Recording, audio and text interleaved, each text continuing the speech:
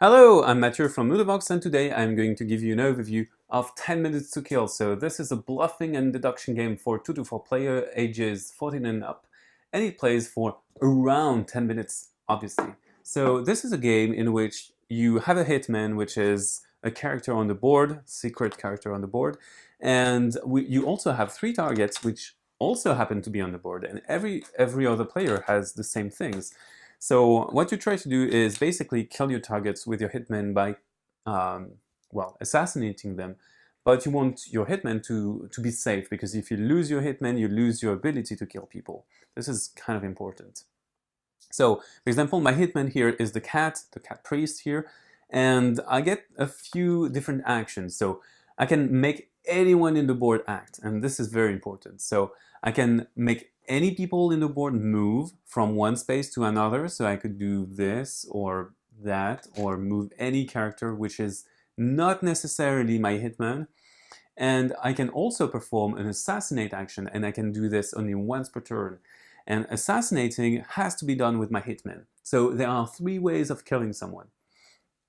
You can stab someone that is on the same space as you, so you stab him, he dies.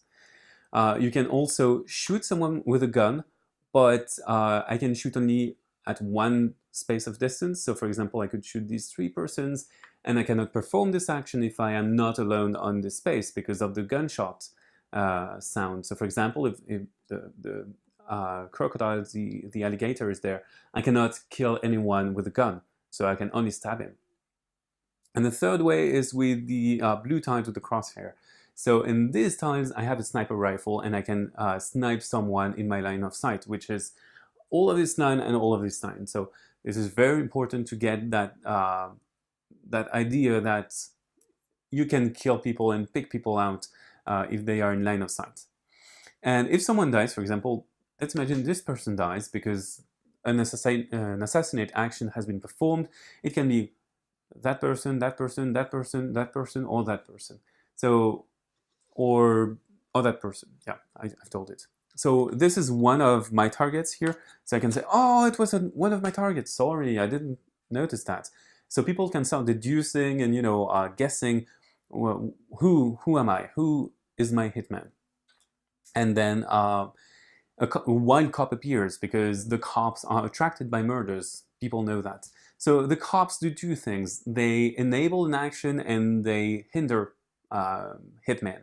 So first they hinder hitman by forbidding people that are in the vicinity to kill. So for example, this, and this person cannot kill anymore. So they are in the vicinity. So for example, if I move the cop here, no one of this, and this character can kill, and neither can this one kill.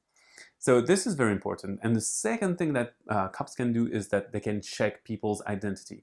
So for example, if someone would move to my space because they felt suspicious about the cat priest, they would move to my space and say, okay, my second action is going to check your identity, check the cat priest's identity. And I will have to say, okay, this was my hitman, sorry, you get me, and they get it, and they earn victory points. And I don't have my hitman, I lose the ability to kill. I can just move people around and maybe try to check identities, and this is very interesting. This is where it gets very, very tense for me, because I have only one target and no more hitmen, so this is hard.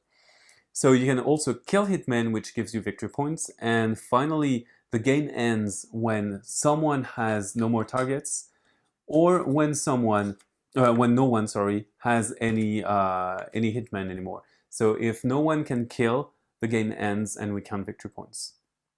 Well, you know almost everything about 10 minutes to kill, so bye bye and see you on Ludobox.